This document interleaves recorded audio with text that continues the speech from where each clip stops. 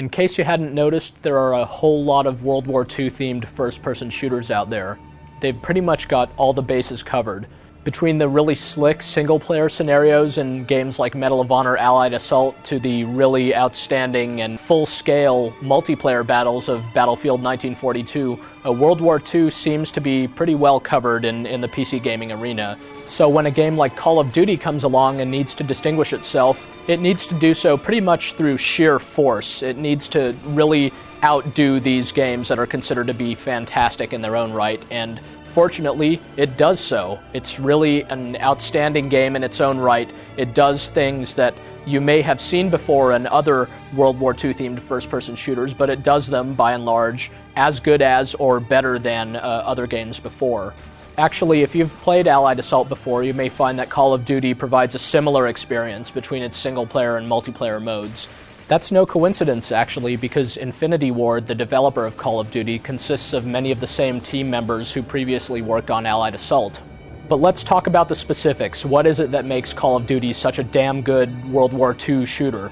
Really, the main reason both the single-player and multiplayer portions of Call of Duty are so good is because the core gameplay of this game is just very well tuned and very well designed. You really have a good feel for your abilities as, you know, this random World War II soldier. Unlike in other World War II shooters, you can't just tiptoe or run. You just have a consistent movement speed that's not too slow and not too fast. You can get from point A to point B perfectly just fine, but if you're running from cover to cover in the middle of a battlefield, you'll feel very, very vulnerable, as well you should, and it'll seem like ages before you reach kind of your next safe point. There's a great variety of authentic weapons in the game, including sidearms and submachine guns and rifles, and even heavy machine guns and such. And these come from America and the UK and Germany and Russia. So you'll probably gain a respect for most of these weapons as you come to grips with their various strengths and weaknesses. Basically, the rifles, as you might expect, are slow firing but accurate, whereas the submachine guns are very effective in close quarters. You can only carry 2 of the larger weapons at a time, so you'll need to choose carefully and sometimes scavenge the enemy's weapons if those are going to be more advantageous to you. The weapon modeling feels pretty realistic and just has a really great feel to it overall. You can't accurately shoot while running around, so you can't just run and gun through the environments. You need to plant yourself, take careful aim, maybe squeeze off rounds with some of the automatic or semi-automatic weapons in order to really make your shots hit home. Call of Duty has been advertised as having 3 separate single-player campaigns, but that's not entirely correct. You do get to play from the perspective of the Americans, the British, and the Russians as 3 separate characters, and you get to experience World War II from these 3 unique perspectives. However, the single-player portion of Call of Duty is just one continuous sequence of linear missions, much like most other single-player first-person shooters out there. You can't choose in which order to play the missions or anything like that. You first start out with the American missions, then the British ones, then the Russian ones, and then there are a few kind of epilogue scenarios after that. There's no kind of cohesive story to the game. There's no really good sense of characters or of plot or anything like that, so in this respect, it's much like Medal of Honor Allied Assault.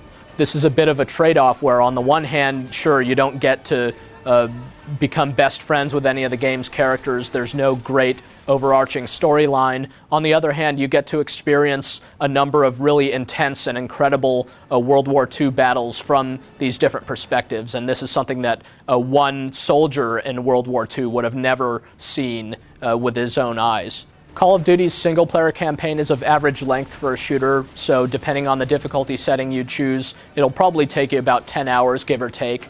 None of this is filler. Most all of these missions are very, very good. They're highly scripted, well put together. They don't play out exactly the same way each time you attempt them, but the developers are definitely pulling the strings, as it were, and forcing you along a set path.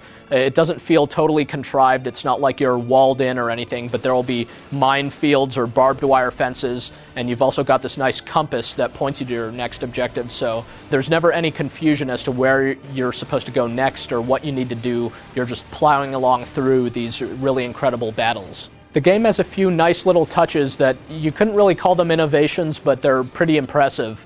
For one thing, in the first few seconds of the first mission, you learn that you can't open any doors in this game. You try to open a door and there's some text on the screen that says, any door that needs to be opened in this game is going to be opened for you. So how many shooters have you played where you tried to fumble for every single doorknob trying to figure out where to go next? That's just not a problem in Call of Duty. Again, you'll know where it is you're supposed to go next, but this doesn't come at the expense of unrealistic looking mission design. The environments themselves do look very much like the war-torn Europe you might have seen depicted in various movies or various history books. Probably the most distinguishing feature of Call of Duty's single-player campaign is that you'll very rarely be fighting by yourself. Only in a few of the commando-style missions will you be alone. For the most part, though, you're going to be fighting alongside a good number, if not very many, Allied troopers. This gives you a very good sense of being in the middle of a battlefield, as opposed to going Rambo-style through hordes of Germans. Though you can't necessarily depend on your allies to save your butt, you need to do a lot of the work yourself. They still fight very realistically for the most part. They'll be behind cover, things like that. They really add a lot to the ambience of the game. The other really interesting thing about Call of Duty's single-player missions is that it lets you play from the Russian perspective, which isn't something that you get to see a lot in these types of games. The Russians had it pretty bad in World War II, and you'll get to experience that firsthand. In fact, the first Russian level is very reminiscent of the opening sequence of the film Enemy at the Gates. So if you've seen that movie, then you'll know some of the horrible things to expect, such as having to rush head-on against machine gunners without so much as a gun to have. The single-player mode is very entertaining while it lasts, but the multiplayer mode is going to be what keeps you coming back. Multiplayer Call of Duty features 5 different modes of play. You've got Deathmatch and Team Deathmatch, something called Search and Destroy, as well as Retrieval, which are Counter-Strike type team-based modes. You've also got something called Behind Enemy Lines, which is a King of the Hill type mode, where only a few players are allies and the others are Germans, and the allies need to try to survive as long as possible. Again, because of the good gameplay as well as because of the solid netcode and sort of Quake 3 engine foundation of Call of Duty, the game plays wonderfully online, it runs smoothly, it plays great, the weapons have a great feel to them. There are a dozen multiplayer maps in all.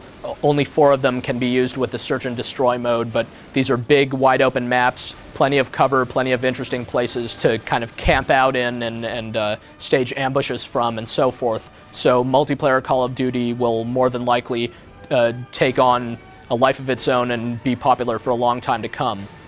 One of the very interesting features of multiplayer Call of Duty is the kill cam, which lets you relive the last 5 seconds of your life from the perspective of whoever it is that rubbed you out.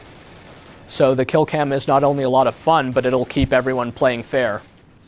You wouldn't really know that Call of Duty had anything to do with the Quake 3 engine just from looking at it. It doesn't really resemble other Quake 3 games so much. Sure, if you get right up close to some of the environments and some of the textures, they don't look superb or anything, but overall the look of the game is great. The environments look much like what you'd want them to, and the game does manage to push a whole ton of people running around on the screen at once.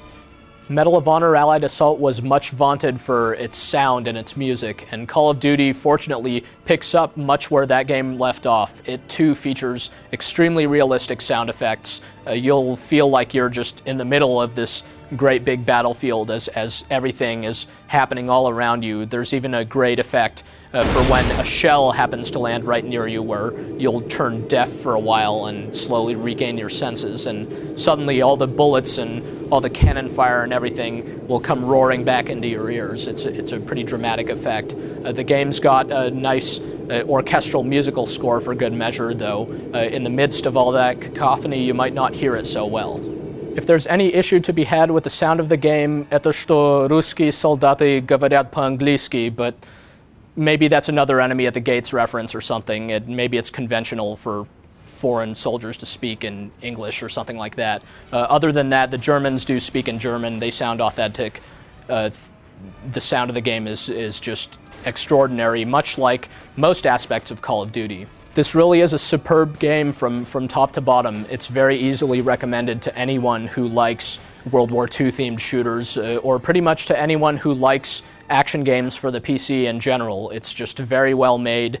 It muscles in on these other World War II themed shooters and shows them really how it's done. Everything about the game, just about everything anyway, is very slick and polished, and the entire game is a lot of fun. So even if you weren't on the lookout for more World War II themed first-person shooter action, definitely give this game a try.